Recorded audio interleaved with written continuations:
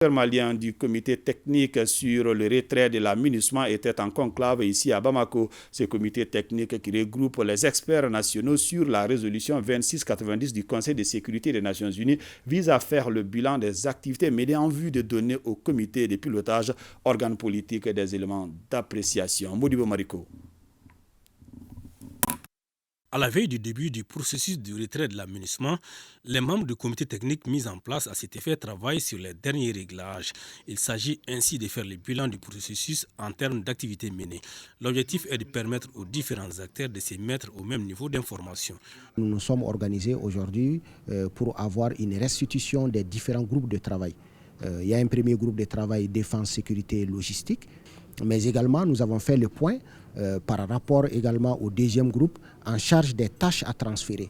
Et sans oublier également que le Mali a mis en place maintenant un troisième groupe propre à la partie malienne qui travaille sur l'atténuation de l'impact du retrait de la MINUSMA. Donc maintenant, il faut travailler aussi sur des documents juridiques pour que ça puisse y avoir la rétrocession parce que, comme vous le savez, ça doit être rétrocédé à l'État malien. Cette réunion, qui regroupe les experts nationaux des différents départements et de certaines institutions de la République, constitue ainsi le deuxième niveau des mécanismes pour l'application de la résolution 2690 des Nations Unies.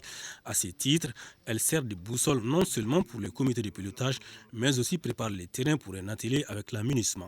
C'est une table ronde qui commence demain sur 3 jours.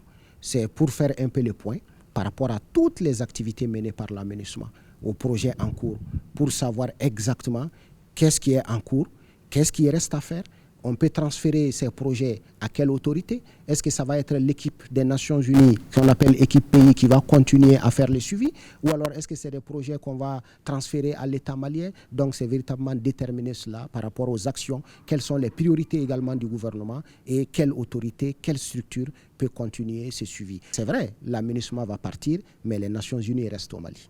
A noter que la première phase du retrait de la MINUSMA démarre en principe ce mercredi. Un retrait qui est prévu pour se dérouler de façon coordonnée, ordonnée et sécurisée et qui prendra en compte les zones dites vulnérables ainsi que la situation des 800 Maliens qui travaillent pour la MINUSMA, nous a-t-on fait savoir.